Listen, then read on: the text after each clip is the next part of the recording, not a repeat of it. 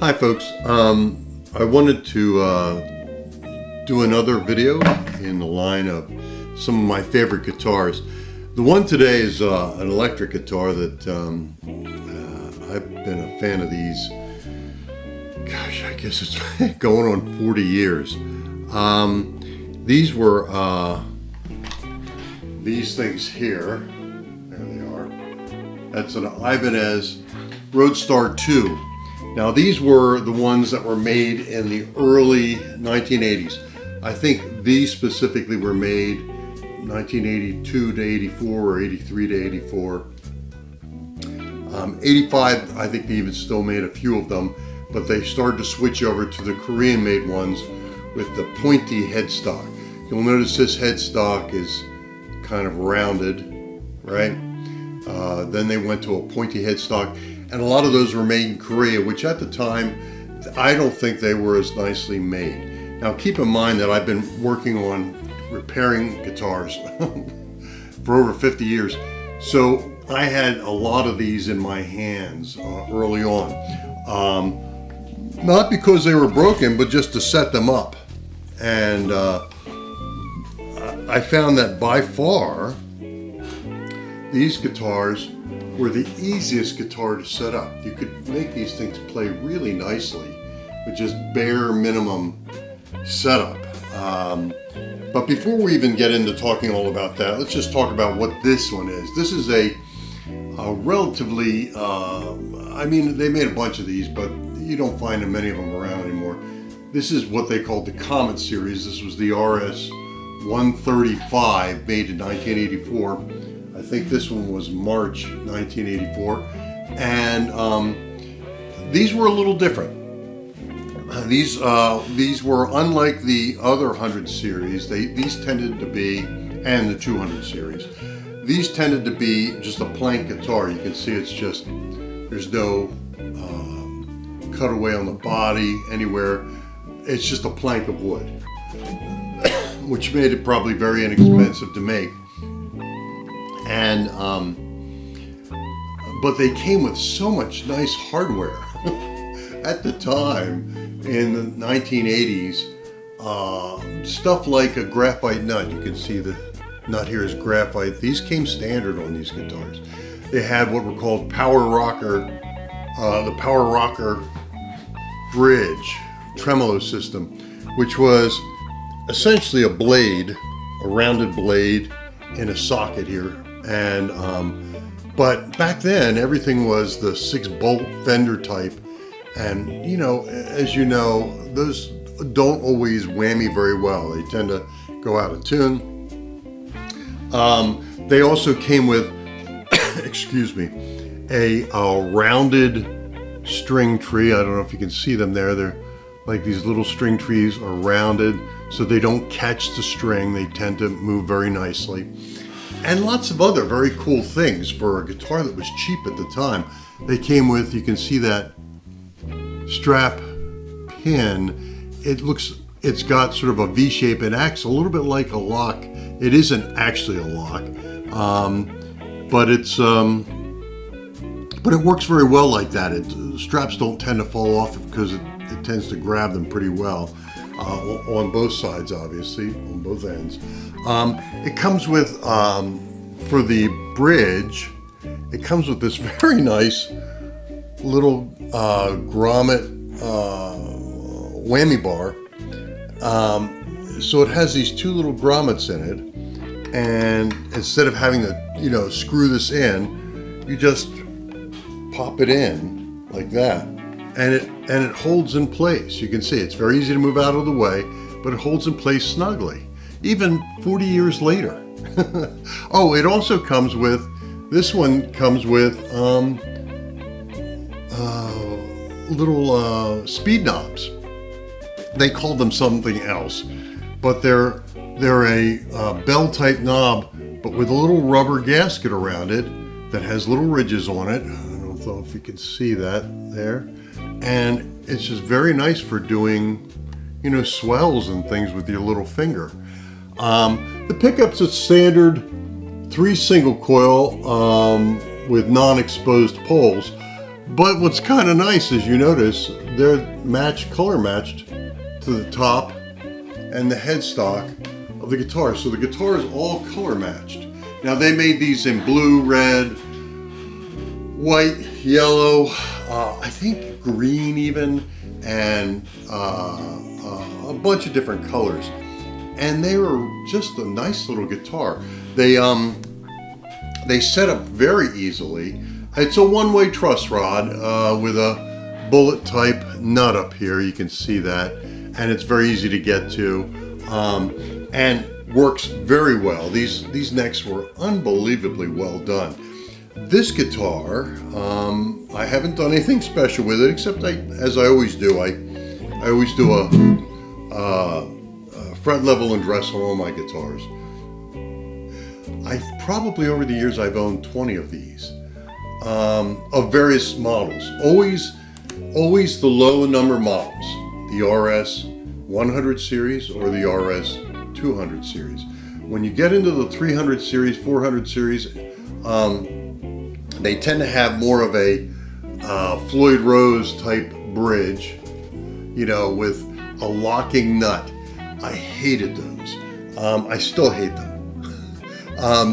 You know, I can set them up so that they play perfectly, very easily. However, it seemed to me like a waste of time, and let me explain that quickly. If you're going to have a locking nut, a nut on here that locks in place, there are a couple of problems with that. One is that to get the nut to have all the slots in that locking nut be perfect for playing at the first fret, that is the right depth for playing in the first position down here, it's difficult to do. You either have to file from underneath that locking nut, and that's generally how you would do it, to bring it down so that it would be perfectly height adjusted for the first few frets. And that's difficult to do. Second thing is that you're always losing the little Allen. There's an Allen wrench that goes with this, and you're always losing that Allen wrench. So it's just a mess, and I'm not a big fan of them. Now this one is in pretty good tune right now. Let me see. Let me brighten it up a little. So that's the middle pickup.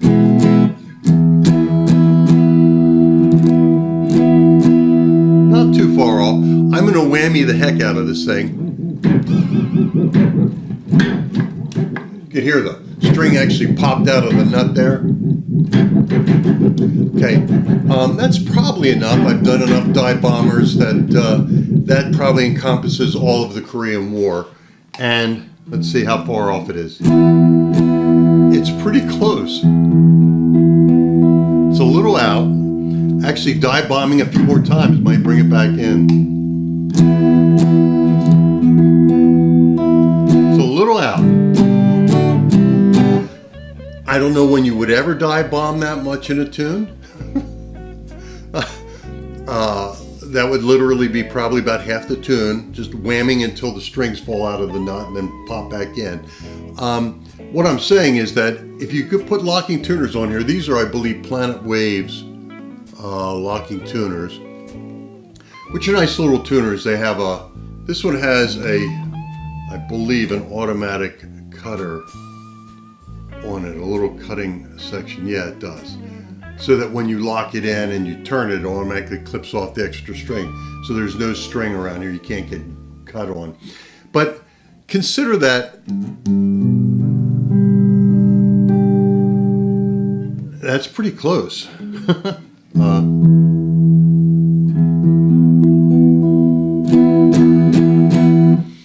Considering I whammy that hard. So I prefer that sort of a system, locking tuners and a decent whammy system. Also consider these strings are really freaky old. I should probably clean this thing up. This hasn't been played literally in years, and when I pulled it out of the case, it was in tune, like it is, pretty much as it is right now. So it's a pretty interesting guitar. These are some of my favorite, that's why I owned about 20 of them. Now I've owned the RS110s, the 135, 140, and the 240 over the years. All of them were great guitars. This is the only one I've ever owned that was maple neck. I prefer rosewood neck, but I bought this sort of midwinter, actually a particularly dark winter where the winter was running long. It was late February and I was feeling a little winter depressed, and saw this for $180 back about 20 years ago. And it looked in really good shape. It came with the case. I'm like, I gotta get it, 180 bucks. So I bought it. First guitar I ever bought that had a color to it. I've always bought either black guitars or sunbursts, always. And that's, well, no, I shouldn't say that, not always. I did have a gold top Les Paul, 74 gold top Les Paul many years ago. But I generally always buy them very plain. I like them plain. But this was very cheery looking, so I purchased it. And it's a nice guitar. The pickups are not particularly high output, but they do sound nice together. They've got a nice variety of sound. Let's see. So there it is. It's very nicely in tune. That's the, I'm going to back up a little so you can see what I'm doing, or better yet, I'll just point this down a little so you can see. So that's this pickup here, the neck pickup, and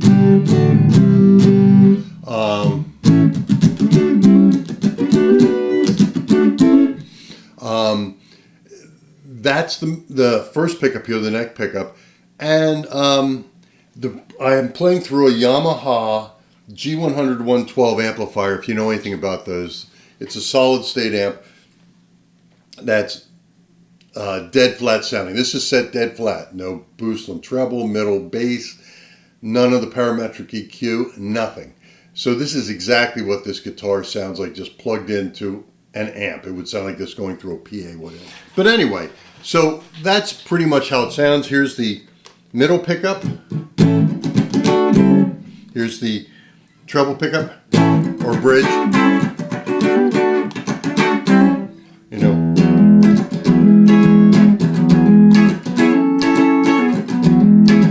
Okay, so you get an idea. The combination pickup settings, of course, are humbucking, which are bigger and fatter sounding.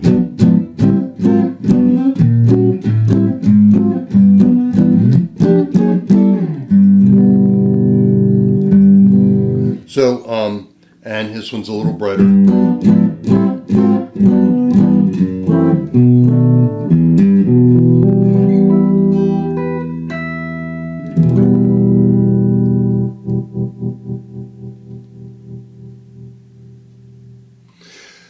So these were great guitars. Why I like them so much is because, like I said, they were real easy to set up. They set up well, easily set up really well. You can get them to play dead in tune. You get them to play really easily. This one is set at a ridiculous low action. Just to give you an idea how low this is, I'm sort of almost at the point of laughing because this is really set up too low. I keep it like this because occasionally I get people who want their guitar set up low, and I'll give them this guitar and I'll say, is this low enough for you? This is set up at, it looks to be about 0.8 millimeters, so under 1 millimeter for the low E, and the same on the other side, 0.8 millimeters on the high E.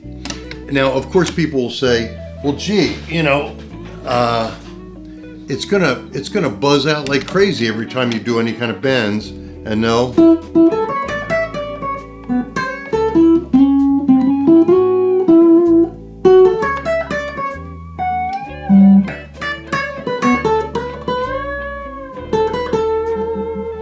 You can hear it's not cutting.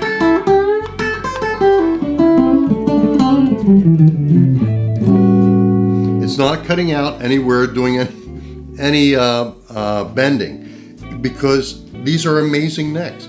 Now this is this is all maple, and it has a nice feel. I'm not a maple neck person. I prefer rosewood. The rosewood ones I had, I really preferred. So you might ask, where are your rosewood ones, Mike?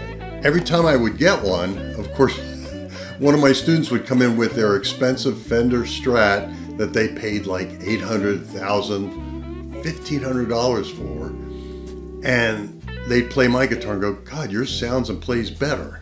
And I said, yeah, well, they did a nice job on these early Ibanez's.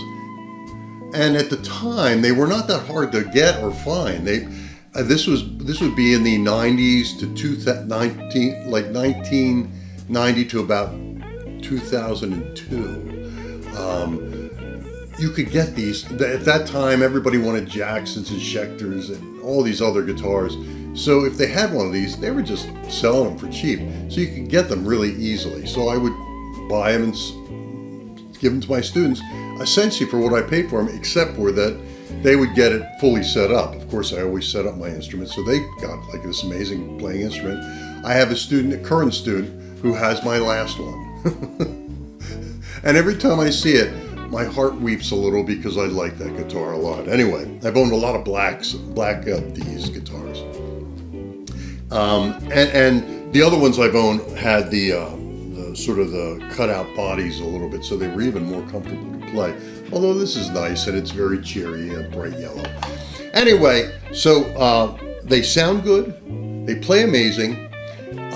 You don't, like I said, you definitely don't, if you buy or look for one of these, try to stay away from the 300 and 400 series and up. Now, some of the higher series, I forget, it's like the 1000 series or whatever, didn't have their version of a Floyd Rose system.